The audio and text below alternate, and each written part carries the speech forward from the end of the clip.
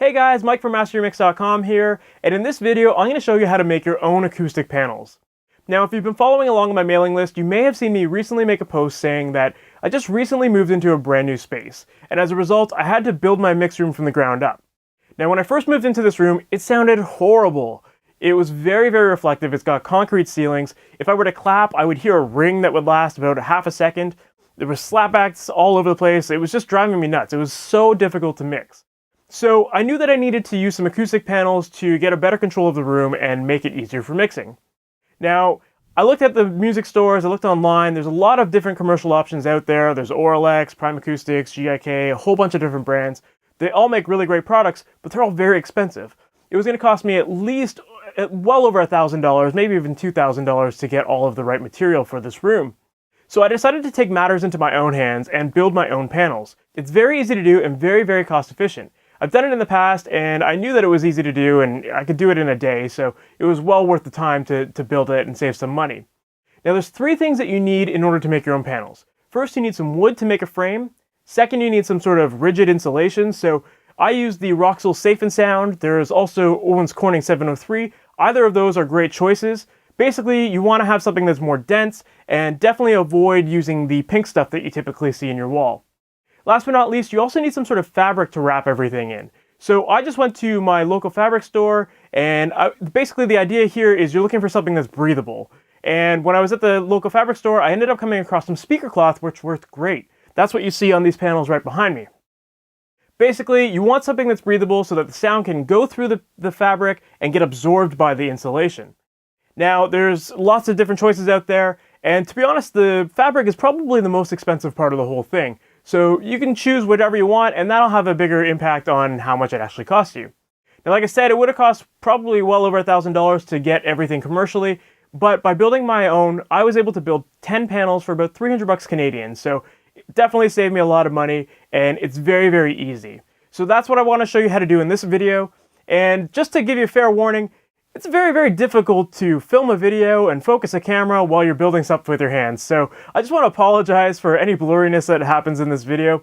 I was building everything on my own, and eventually at some point my parents happened to stop by and I had them to help me out, but they're not the greatest videographers, so please bear with me here. But let's go into this video and I'm going to show you how to build your own. So first let's start off with the wood. Basically what I've done is I've cut wood down to the size of my baffles. So my insulation, my Roxul Safe and Sound, is 2 foot by 4 feet. So basically what I've done is I've cut the wood to make frames like that. I've also decided to make a couple of smaller frames, so I just found the dimensions that I wanted to fit the doors and configuration in my room, so cut some other pieces down to that size. Now if you're not very handy, you can do exactly what I do. Go to Home Depot, buy the wood there. In this case I'm using 1x3s, and I got the 10-foot long boards. I just figured out how to divide them up so that I can get the maximum usage out of every piece of wood, and then they'll be glad to help you cut the wood there. So if you don't have the saws to do it, you can easily get them to do it at Home Depot. It'll save you a ton of time and money. You don't need to buy any tools, so that makes things really easy. So first let's make the frame. So in terms of making the frame, basically what we're going to do is we're going to get our 4 pieces of wood, we're going to butt them up against each other, and then we're going to add some pilot holes in the corners of each slab. And basically the reason why we want to do these pilot holes is so that when we add the screws, we don't cause the wood to split. Sometimes if you don't have a pilot hole, the wood will crack and split, and that's no good, right? So by adding a pilot hole, it just leaves a very simple path for the screw to follow in and can lock everything together. So once you've got the pilot holes all drilled up, just simply add some screws and that will hold the frame together. Once you've got all your screws in the wood, you should have your completed frames. From there, what we're going to do is we're going to put the frame on top of the fabric. We're then going to put insulation inside of the frame, and then we're going to staple one side of the fabric to one side of the baffle frame.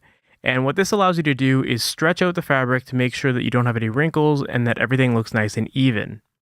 Now from there you have one of two choices. Some people like to wrap only the front side of their baffle, and other people like to wrap both sides. Personally, I like to wrap both sides because I find that it just looks cleaner, and in my previous experience, it also helps with moving. You don't have to worry about anything falling out.